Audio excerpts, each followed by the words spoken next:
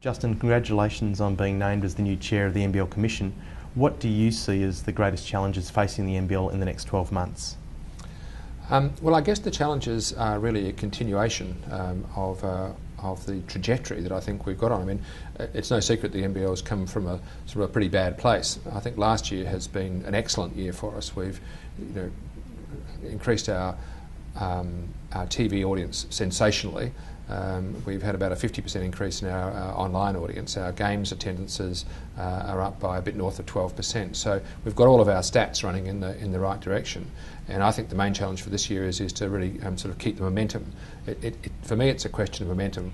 All NBL fans, participants, players, everybody associated with basketball in Australia knows where they want basketball to be, and we all feel that we're not there yet. So it's a question of kind of keeping on so that we get there. The reintroduction of a Brisbane team has been stated as our #1 priority as a league for a while. Are we any closer to seeing an NBL team back in Brisbane now than we were 12 months ago? Look, you'll have to forgive me if I don't sort of divulge too much about commercial negotiations, but again, it's no secret we'd love to see a team in Brisbane. That would be really important, I think, from the broadcaster's point of view. They'd love to have a local team playing into that really large market. It's important from the NBL's point of view. We've got some really good conversations going on there, but it's really up to the folks who are on the other side of those conversations to put a pitch to us. So we're very receptive to a Brisbane-based team, but we're very receptive to teams from other locations as well. Speaking of that, there's obviously a number of groups that have indicated an interest in having a second team in Melbourne, and that's obviously another priority that's been put forward by the Commission previously and the BA board. Just how many groups are there bidding for teams for a second Melbourne licence, and will we see a second Melbourne team back in the competition in 2012-13? Well, there are a number of teams who we're talking to in Melbourne, and again, you have to forgive me for being a bit coy, but there are a number of teams, and they both, well, actually, they all have quite different approaches, which is interesting. They seem to be, extremely keen to be in. And of course, Melbourne is a huge heartland for basketball. We have one team here at the moment, and it's pretty clear that Melbourne could certainly take another team. So again, we're very keen to continue those discussions, and they're getting to an interesting stage. Would the NBL Commission consider encouraging the Melbourne groups to work together as a single unified bid? I think no, we wouldn't necessarily do that. It's not really our place to do that. I mean, there's a fair bit of money involved in putting a team together. There's a fair bit of risk. There's a tremendous amount of organisation and sort of mobilisation of fans and supporters. So it's not really up to us to tell them how to do it. It's up to them to tell us how they're going to do it. So, I guess at the end of the day, there'll be some kind of a bake-off or beauty parade where the potential teams will come to us and say, pick me because here's what I'm going to deliver to the league. So that's really our position, is to wait and see what they bring to us. There's been a fair bit of news in the media about Nathan Tinkler, the mining magnate, recently, and he's just finalised his purchase of the Newcastle Knights NRL team. His company, the Tinkler Sports Group, has indicated an interest in having a Newcastle team back in the league. How far progressed is the NBL in talks with the Tinkler Group for having a licence back in Newcastle? Well, we've had a number of conversations with the Hunter Sports Group. I think that's no secret, and again, those conversations are a bit like the other ones that we've been referring to. They're ongoing. Nathan is a really interesting guy in that he's really determined to put a lot back into the Hunter Valley region, which is his heartland. It's where he comes from, which is a fantastic thing to be doing. It's great to see a mixture of, on the one hand, some sort of commercial nous and a bit of philanthropy as well coming into the Australian scene, which, interestingly, the Americans do so much better than we do in Australia.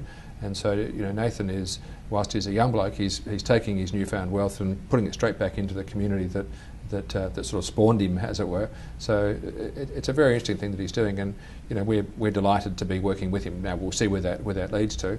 But again, of course, Newcastle through the Falcons have got a fantastic tradition in NBL, and we're a pretty successful team. There's a salary cap audit happening at the moment, and the top 4 teams, so New Zealand, Cairns, Perth and Townsville, have been targeted by the auditors. Why were they picked, and have the auditors found anything of concern so far? The basis upon which teams are selected for a salary cap audit is pretty random, and this year we thought, well, we might as well pick the top teams. There's no great sort of rationale behind it, except for the fact that they came top, so we might as well have a look at them. Has anything come to light? Absolutely not. And do we expect anything? No, because all of the clubs understand the value of the salary cap. I mean, the salary cap is really there from the club's point of view. Without a salary cap, what will happen is the rich teams will get the best players, and the poor teams won't, and they'll lose and they'll go broke, and before you finish we'll have a 3-team competition. So salary caps are a necessary part of any professional sport, and they are there entirely for the benefit of the clubs. We've asked some fans to submit some questions to you via the NBL Twitter and Facebook pages. Perhaps the most asked question from the fans is whether or not the NBL would consider going back to a 48-minute game. There's no move to go back to a 48-minute game. We're happy with our game as it stands at the moment. It's consistent with the way basketball's played all around the world, except for the NBA. It's working really well. I think if you look at our competition last year, including the finals, I mean, they were tremendously close matches, which is what you want from a fan's point of view. So it's not at all clear to me that there's anything to be gained by changing that around. I think we're all pretty happy with it. We had some more fans, Connor Crett and Dylan Bailey, asked if the NBL would be reintroducing an all-star game at any stage.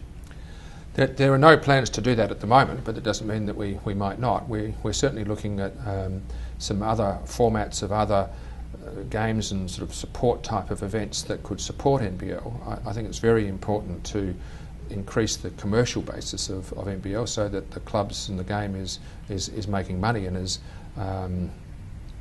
washing its own face, as they say. So we'll look at all kinds of things in the future. Another fan, Craig Dobe, has asked if the NBL is working closely with the NBA to improve the overall game product. Well, we are working with the NBA. The NBA are keen to extend their influence, I think, all over the world, and that's a good thing from basketball's point of view.